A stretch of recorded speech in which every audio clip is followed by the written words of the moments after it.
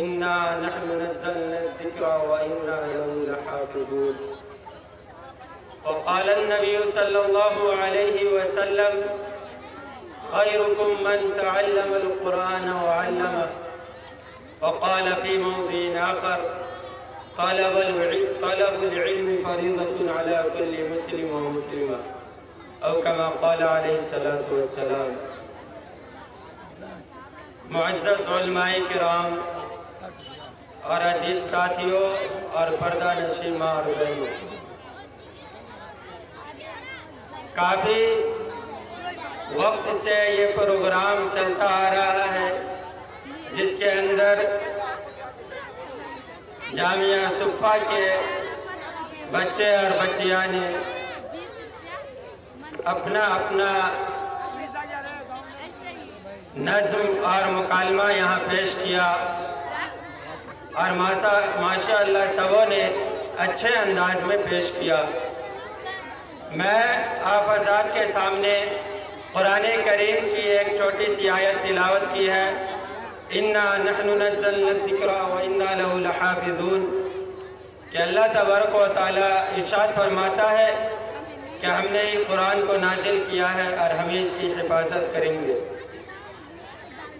میرے دوستو، اس قرآن کی حفاظت اللہ تبارک و تعالیٰ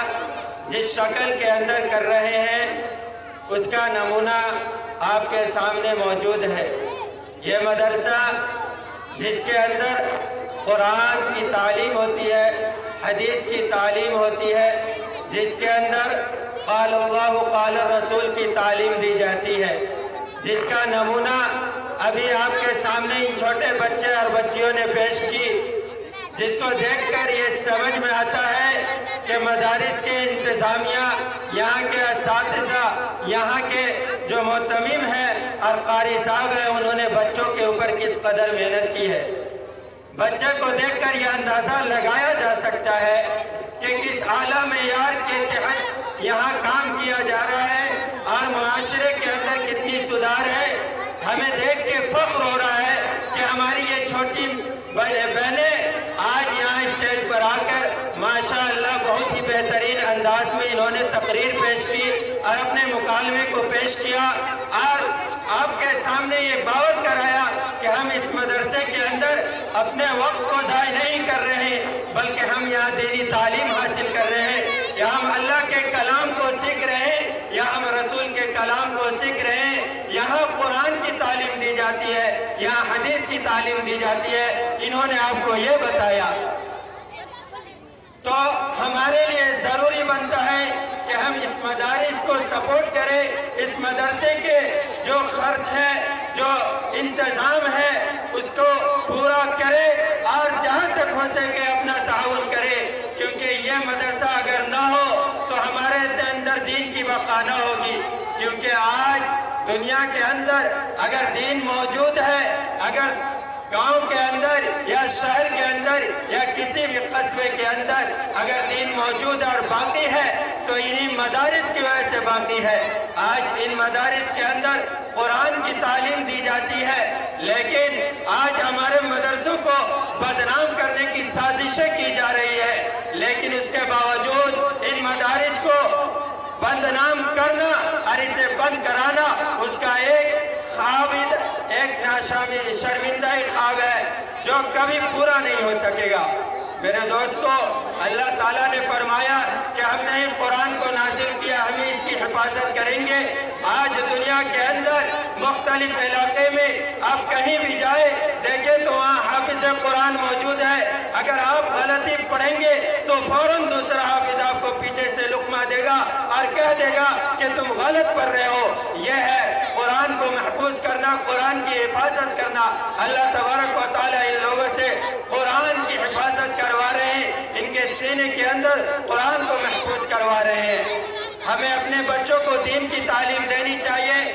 ہمیں اس مدرسے کے اندر اپنے بچوں کو داخل کرانی چاہیے، کیونکہ اگر ہمارے گاؤں کے اندر ایسے مکاتب جہاں ایسے نونہالوں کو تیار کیا جاتا ہے، اس کے رہتے ہوئے اگر ہم اپنے بچے کو دین کی تعلیم نہیں دیتے ہیں تو یہ ہمارے لیے افسوس کی بات ہے. کیونکہ آج اگر دنیا کے اندر آپ کہیں بھی دیکھ لیں تو بچہ پیدا ہوتے ہی ان کے والدین یہ کہتے ہیں کہ ان کو ہمیں انجینئر بنانا ہے، تو ڈاکٹر بنانا ہے، تو ہمیں انہیں کلیکٹر بنانا ہے، جج بنانا ہے۔ اگر آپ کو کلیکٹر بنانا ہے تو بنائے، آپ کو انجینئر بنانا ہے تو بنائے اپنے بچوں کو، لیکن سب سے پہلے اس کو دین کی تعلیم دے، کیونکہ آخرت کے اندر اس کو سب سے پہلے دین کی تعلیم کے بارے میں پوچھا جائے گا، کیونکہ آپ صلی اللہ علیہ وسلم نے ارشاد فرمایا طلب العلم فریضۃ علی کل مسلم و مسلمہ،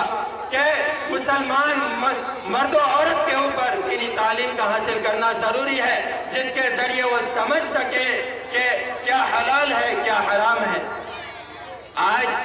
ہم علماء کرام سے یہ سنتے ہیں تقریروں کے اندر کہ والدین کے حقوق یہ ہے، ان کی قدر کرنی چاہیے، والدین کے حقوق ہے اور ان کی قدر کرنی چاہیے، لیکن والدین کے اوپر بھی اس کے بچے کے حقوق ہے۔ بچے کے حقوق 3 حقوق ہے۔ سب سے پہلے کہ بچہ اگر پیدا ہو تو اس کا اچھا نام رکھا جائے، یہ نہ دیکھا جائے کہ محلے کے اندر کون ایسا شخص ہے جس کا نام یہ نہیں ہے وہ نام رکھا جائے، بلکہ ایسا نام رکھا جائے جس نام سے اس کے اوپر اثر ہو، جس کا اس کے اوپر اثر ہو۔ عبداللہ، بہت سارے نام ہیں، وہ رکھے جائے۔ آج معاشرے کے اندر ایسا نام ڈھونڈا جاتا ہے کہ کسی بچے کا نہ ہو، تو سب سے بہتر تو یہی ہوتا ہے کہ ہم ابلیس رکھ لیں، کیونکہ دنیا کے اندر کسی کا نام ہی نہیں ہے۔ تو والدین کے اوپر بچے کا سب سے پہلا حق یہ ہے کہ اس کا اچھا نام رکھے۔ دوسرا حق یہ ہے کہ اس کو اچھی تعلیم دے، اس کو اچھی تعلیم دے۔ اگر آپ اس کو تعلیم دیتے ہیں، دنیاوی اعتبار سے تعلیم دیتے ہیں، تو ضروری ہے کہ آپ اس کو دین کی بھی تعلیم دیں، کیونکہ دین کی تعلیم آپ دیں گے تو یہ آپ کے لیے بھی کام آئے گا اور آپ کے آنے والی نسلوں کے لیے بھی کام آئے گا۔ آپ آنکھ اٹھا کے دیکھ لیں کہ جس گھر کے اندر اگر ایک حافظ قرآن تیار ہو جاتا ہے تو ان کی آنے والے نسلوں کے اندر صرف حافظ قرآن، عالم دین ہی رہتے ہیں، اور یہ سلسلہ وقت چلتا رہتا ہے، کیونکہ اس کے ذریعے پھر اس گھر کی تربیت ہوتی ہے اور آگے معاشرے کے اندر وہ بڑھتا پڑتا ہے۔ تو دنیاوی تعلیم کے ساتھ ہم اپنے معاشرے کے اندر دینی تعلیم کو بھی رواج دیں، اپنے بچوں کو دین کی تعلیم دیں، کیونکہ کل قیامت کے دن آپ کے جو کام آنے والا اعمال ہے وہ بچوں کی دینی تعلیم ہے، کیونکہ حدیث کے اندر آتا ہے کہ مرنے کے بعد انسان سے 5 سوال کیا جائے گا، اور اس کے اندر جو ایک ہے یہ بھی ہے کہ ولد صالح، کہ کوئی نیک لڑکا جس کو کوئی قرآن پڑھاتا ہے، مدرسے کے اندر دینی تعلیم دیتا ہے، اور یہ بچہ کل اپنے والدین کے لیے دعا کرتا ہے تو اللہ تبارک و تعالیٰ ان کی مغفرت کر دیتے ہیں۔ حضرت مولانا مسیح اللہ جلال آبادی رحمۃ اللہ علیہ فرماتے ہیں کہ ایک شخص فوت ہو گیا تو اس کی بیوی نے خواب میں دیکھا کہ میرے شوہر کو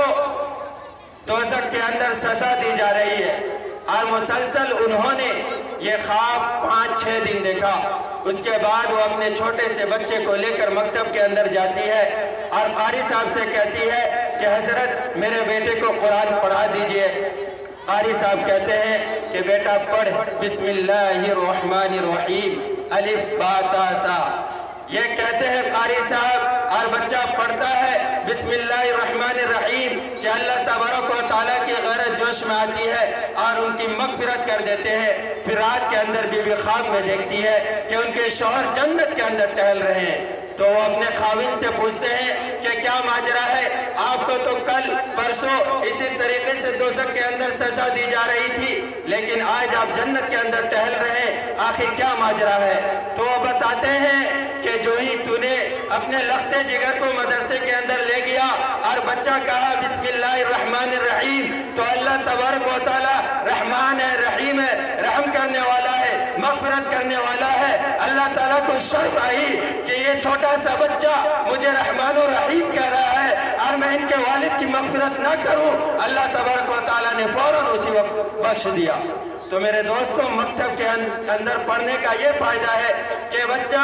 دنیا کے اندر تو آپ کی رہنمائی دین کی طرف کریں گے ہی، کل قیامت کے دن بھی آپ کو جنت کے اندر انگلی پکڑ کے لے جائیں گے۔ کل یہی بچے حافظ قرآن بنیں گے تو ان کے سروں پر تاج پہنایا جائے گا جو سورج سے بھی زیادہ چمکتا ہوا کل قیامت کے دن ہوگا، سورج سے بھی زیادہ روشن تاج ہوگا، اور کل قیامت کے دن انہی بچوں سے کہا جائے گا اقرأ وارتقی ورتل کما کنت ترتل فی الدنیا فإن منزلک عند آخر آیت تقرأها، کہ تو پڑھ جیسا کہ دنیا میں ٹھہر کے پڑھتا تھا اسی طریقے سے یہاں بھی پڑھ، اور تیری آخری ٹھکانہ تیرا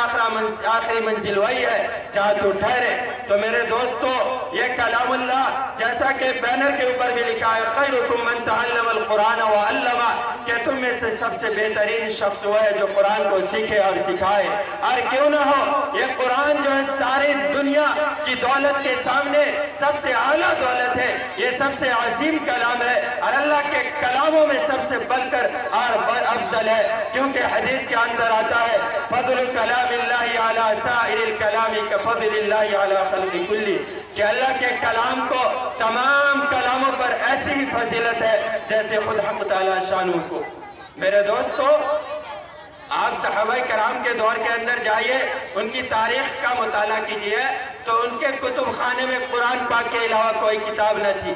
وہ اسی کو لے کر آگے بڑھتے ہیں اور کامیابی ان کے قدم چونتی چلی جاتی ہے۔ وہ قرآن ہی کی برکت تھی کہ بدر کے میدان میں 313 نے ہزاروں کے چھکے چھوڑا دیے اور اسلام کو وہاں پہ فتح نصیب ہوئی، نصرت نصیب ہوئی۔ تو میرے دوستو یہ قرآن کی جو دولت ہے، قرآن کی دولت ہمیں ہر حال میں حاصل کرنی چاہیے اور اپنے بچوں کو قرآن کی تعلیم دینی چاہیے، اور ہمیں اس مکتب کی اور دنیا جہان کے اندر جتنی بھی مکتب ہے ہر ایک کی امداد کرنی چاہیے، ان کی سہولتیں میسر کرنی چاہیے، اور جہاں تک ہو سکے ہمیں اس کی تعاون کرنی چاہیے، کیونکہ اگر یہ آج ہے تو آپ کے گاؤں میں دین قائم ہے، اگر آج یہ نہ ہو تو آپ کے گاؤں کے اندر کوئی کلمہ پڑھنے والا نہ ہوگا۔ اسی لیے ہمیں اس کی حفاظت کرنی چاہیے اور اس کا بھرپور خیال رکھنی چاہیے۔ اللہ تبارک و تعالی ہم سبوں کو کہنے سننے سے زیادہ عمل کرنے کی توفیق عطا فرمائے اور قرآن کریم کو حاصل کرنے کی توفیق عطا فرمائے۔ وما توفیقی الا باللہ۔